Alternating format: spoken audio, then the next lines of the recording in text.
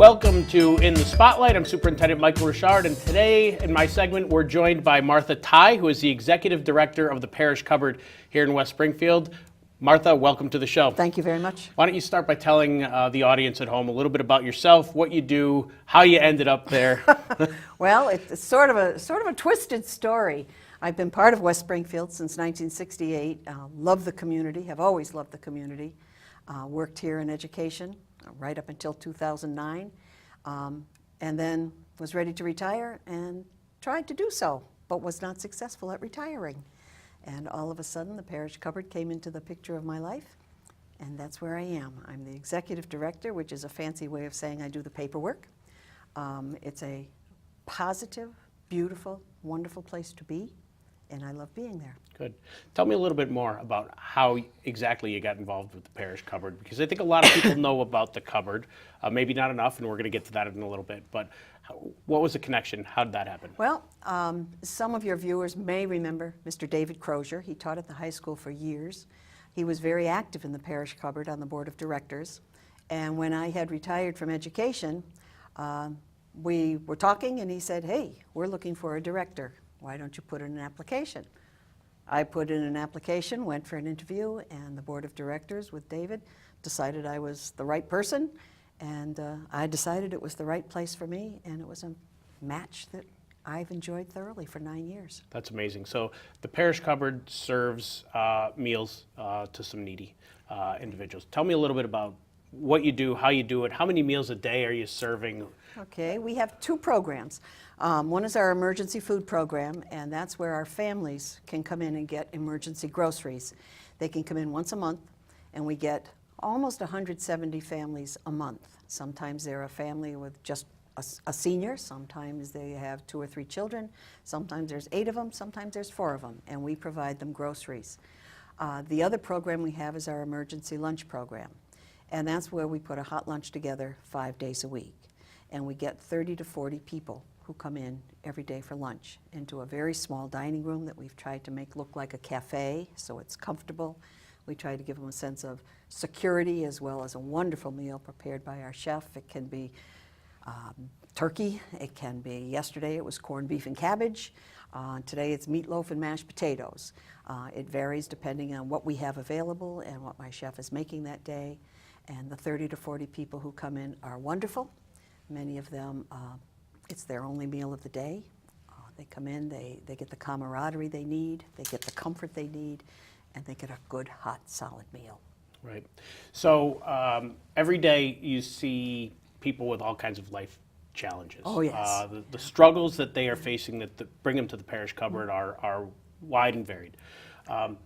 What's the message that you want to share with our community about how we can support these individuals besides the work that you're doing? You talk about that, this being the only meal that some of them get Correct. every day. What else can we do to be supportive?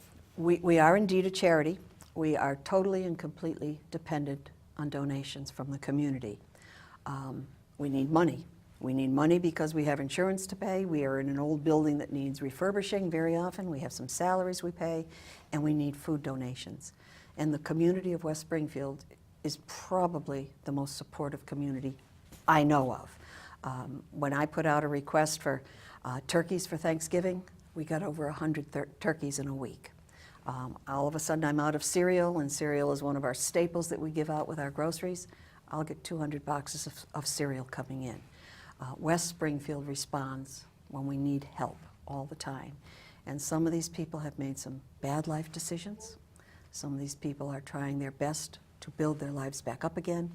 And the more we can give them in the way of moral support as well as the physical support of food, we're helping them. And West Springfield cares. Right. West Springfield cares. Support and camaraderie certainly are hallmarks of the West Absolutely. Springfield community, and we're glad to see Absolutely. that manifesting itself at Absolutely. the Parish Cupboard. You were an educator for a lot of years, and Yes, I was. Culminating and being the principal at Fawsey. Correct. How do the two jobs and experiences relate, and what kind of transferable skills did you bring with you from running a big school to managing the Parish Cupboard? Well, you know, when I think about the two parts of my life, there are some definite parallels. There's some differences, but there's some definite parallels. When I was a principal and when I was a teacher, I was in awe of the teachers I worked with who had a way of reaching out to people who were in need, whether it was helping kids, whether it was helping families. It was motivation. It was creating a sense of excitement and of joy. Those were the teachers that I felt really, really were on target with the kids. I have a group of volunteers who are just like those teachers. They reach out and they care and they help and they motivate. And some of the similarities in that respect are beautiful. Obviously, the paperwork is paperwork. So when you learn paperwork in one job, you can very often carry that skill over to another job. But being the leader of a group of people who care is very similar to what I was doing as a principal. Good, good, that's huge. Speaking of caring, think about a story of recovery, because you see it all the time. Wherever people are in their lives, they're coming back, bouncing back from something, or they're in the midst of trying to do that. Is there a story that resonates with you that's really significant, that stands out, that maybe one that you always point to as, this is why I do this work? You know, I have one about a lady. She's probably in her late 50s, early 60s, and she was at the cupboard, coming to the cupboard for lunch when I got there. So she was a client, one of our first ones that I met. And she was on the streets. She was an alcoholic, serious, serious alcoholic, and came in very inebriated many, many times. Her life was spiraling downward, and she ended up being diagnosed with some serious, serious medical illnesses. And we were basically convinced that she was not going to make it. All of a sudden, she pulled herself together. She got some help, she got some assistance, she got some advice, and she built her life up. And she comes back to see us, and she's sober. She looks 10 years younger. She's happy. She won a lottery prize and came in and gave me a $500 check to say thank you for all the parish cupboard did for her in her bad time. Wow. She still comes in to bring us cookies at Christmas, to say, thank you, Martha and friends, for all you did for me when I needed you. I mean, I could cry, right? Yeah, And I won't, I promise, I won't I cry. see the emotion because, yeah. And people like that, you just say, my gosh, this is real. Yeah. This is real. And that's what's beautiful. And that's why you do the work. Absolutely. The holidays always are a difficult time Yeah. for everybody, regardless of where you are in life. Yeah. So at this time of the year, I think people tend to be a little more willing to help out, a little more generous, Yep. thoughtful, courteous, all those other things that we wish everybody was all year long. How can people help the parish cupboard this time of the year? Is there something that we could do? I know you touched on this a little bit earlier about how generous and caring absolutely. the community is, but between today and the Christmas holiday or the New Year, is there something outstanding that we could do? Well, it's very difficult to put into words what people can do, because people have to give from their hearts. For some people, that means sending me a check, and that is so valuable.